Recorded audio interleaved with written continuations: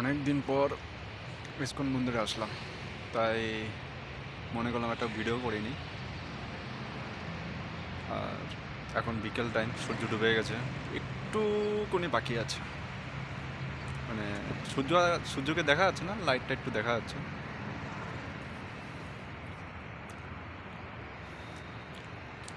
একটু ঘোরাঘুরি হয়ে যাক,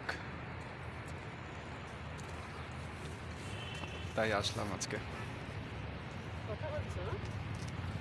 হ্যাঁ, আজকে আমাদের ইউনিভার্সিটি, তাই একটু ইসকন মন্দিরে আসলাম। তো কেমন লাগছে বলো বন্ধুরা, ঠিকঠাক লাগছে কি না?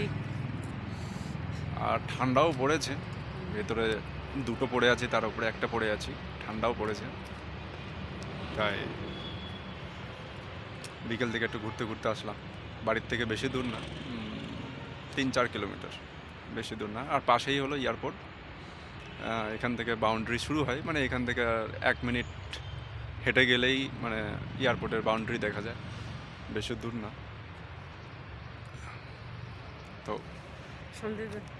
সবাইকে শুভ বিকাল।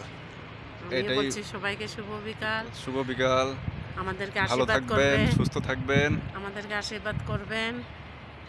আমাদের আজকে ম্যারেজ অ্যানিভার্সারি। টাটা।